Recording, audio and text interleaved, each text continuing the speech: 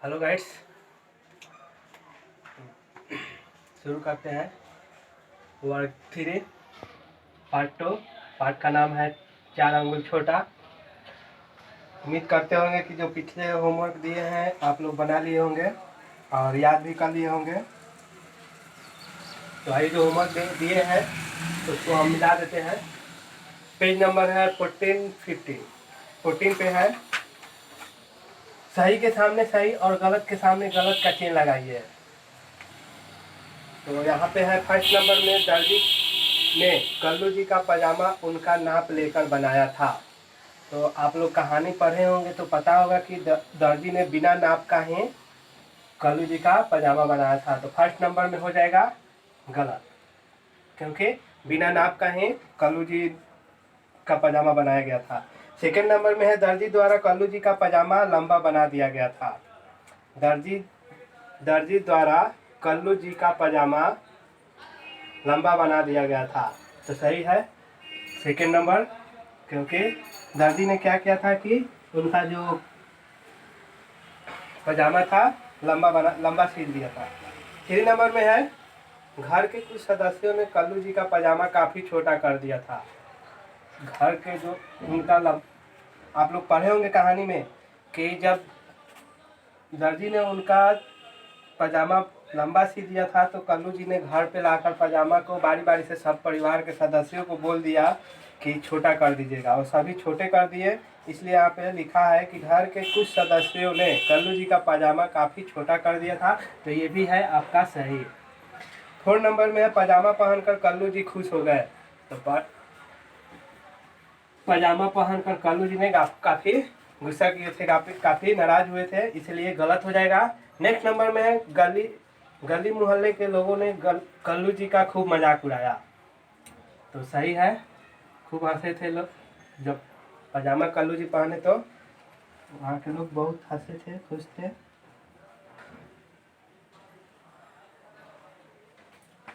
चलिए next point पे आते हैं। घ नंबर, सही उत्तर पहचान कर सही का चिन्ह लगाना है।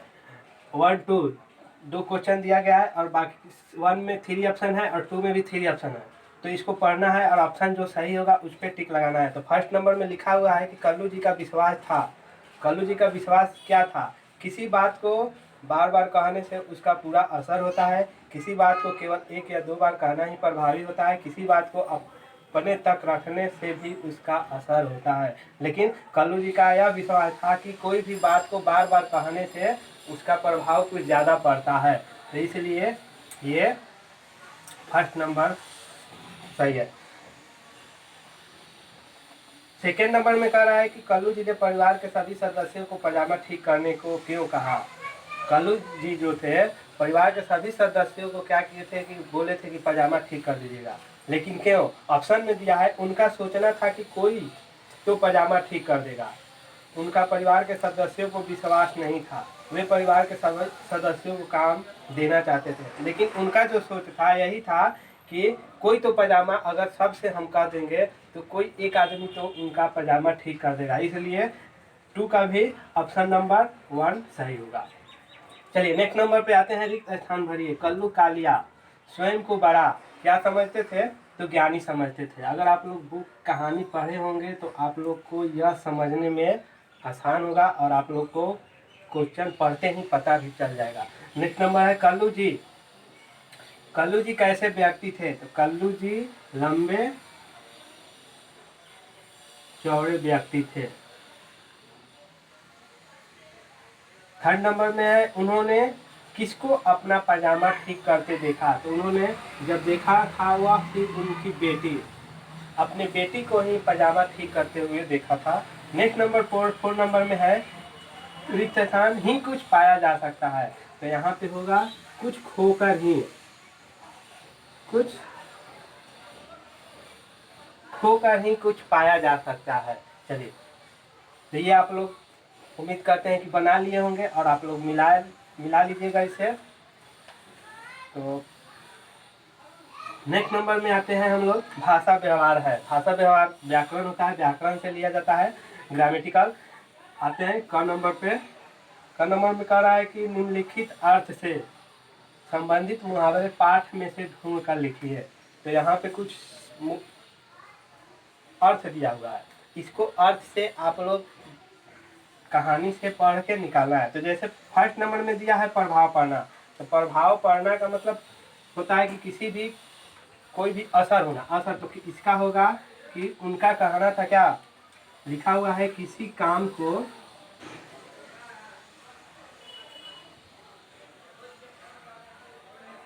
बार बार कहने से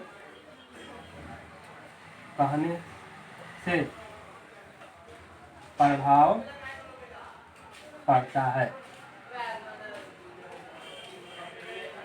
चलिए सेकेंड नंबर में क्रोध तथा दुख के आवेग में सिर पर प्रहार करना, ये अर्थ है, लेकिन इसका मुहावरा होता है सिर पीट लिया। तो यहाँ पे मुहावरा के अर्थ में हम लिखेंगे कि कल्लू जी ने अपना सिर पीट लिया। थर्ड नंबर में है जलना और कुढ़ना, तो ये हुआ कल्लू जी ने मन ही मन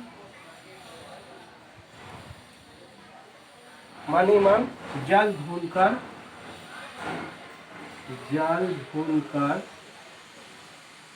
रह गए। इस प्रकार से इसका जलना कोना का मतलब होता है जल भूनकर। चलिए ये आप लोग का HW होमवर्क है, देखिए उदाहरण देखिए और लिखिए। नेक्स्ट पॉइंट पे हम लोग आएंगे, 16 पेज नंबर है होमवर्क के लिए। उदाहरण देखिए और लिखिए। तो उदाहरण में दिया है पीना, पीना का दिया है पियक्कर। तो पियक्कर का मतलब होता है जिसे पीने की आदत हो, उसे पियक्कर कहते हैं। उसी प्रकार नेक्स्ट नंबर में दिया हुआ है घूमना, घुमक्कर। इसको हम बनाएंगे घूमना का घुमक्कर, जिसे घूमने की आदत हो। नेक्स्ट नंबर है भूलना, तो भूलना का मतलब होता, भूलना का लिखेंगे भूलक्कर, जिसको भूलने की आदत हो। इस प्रकार से ये आप लोग बना लीजिएगा। नेक्स्ट पॉइंट पे हम लोग चलते हैं। ग नंबर पढ़िए, समझिए और लिखिए। तो बच्ची दिया हुआ है, तो बच्ची का मतलब होता है एक बच्ची, एक वचन, एक बच्ची। और यहाँ दिया हुआ है बचिया, यानी कि बहुत सारे बचिया, ये बहुवचन हो गया, ये एक वचन हो गया, ये बहुवचन हो गया। तो यानी कि इसी प्रकार से दिया है मिठाई, तो मिठाई एक मिठाई होगा और मिठाइयाँ यानी कि बहुत सारी मिठाइयाँ लिख सकते हैं। डाली, तो डाली एक डाली यहाँ लिखा हुआ है, यहाँ पे लिखेंगे डालिया, और डालिया का बहुत सारी डालिया। इस प्रकार से यहाँ एक नदी है तो नदी लिख देंगे नदी, और नदियाँ लिखा है तो यहाँ पे लिखेंगे बहुत सारी नदियाँ। नेक्स्ट पॉइंट पे हम लोग चलते हैं। घ नंबर, घ नंबर में दिया है निम्न शब्दों से भाववाचक संज्ञा बनाइए। जैसे कि दिया हुआ है लंबा, विशेषण से। लंबा एक विशेषण है, विशेषण का मतलब होता है किसी की विशेषता बतलाना। जैसे कि वह लंबा है तो उसकी विशेषता क्या है कि लंबा है। आम खट्टा है तो आम की विशेषता क्या बता रहा है कि आम जो है खट्टा है। यानी कि कोई भी वस्तु या इंसान या जीव जंतु का विशेषता बतलाने वाले शब्द को विशेषण कहते हैं। कैसा है वह, तो विशेषण से भाववाचक बनाना है। भाववाचक मतलब होता है कि जो भाव व्यक्त करता हो, महसूस उसकी झलक मिलती हो। तो जैसे लंबा है, लंबाई, वो दिखता है कि वह लंबा है। इस प्रकार से प्यासा, प्यासा का हो जाएगा आपका प्यास, यानी कि प्यासा वो कैसा है तो प्यासा है, लेकिन इसका भाववाचक हो जाएगा आपका प्यास। उससे प्रतीत होता है कि वह प्यासा है। आलसी, तो आलसी का होता है आलस, उसमें झलक दिखाई दे रहा है कि वह आलस है। इस प्रकार से आप लोग इसको भी बना लीजिएगा और चैप्टर नंबर 3, पार्ट नंबर 3 को अच्छे ढंग से पढ़ लीजिएगा, ताकि फिर नेक्स्ट दिन आप लोग को क्वेश्चन आंसर समझने में आराम हो। और प्रत्येक का जीवन से यही विनती है कि अपने बच्चों पर थोड़ा केयर कीजिए, और जो भी होमवर्क मिल रहा है उसको ध्यान में रख कर बनवाइए, और जो याद करने को मिल रहा है उसको याद करवाइए। क्योंकि अभी फ़िलहाल की स्थिति में आप ही एक गार्जियन के साथ साथ घर पे टीचर भी हैं। Thank you.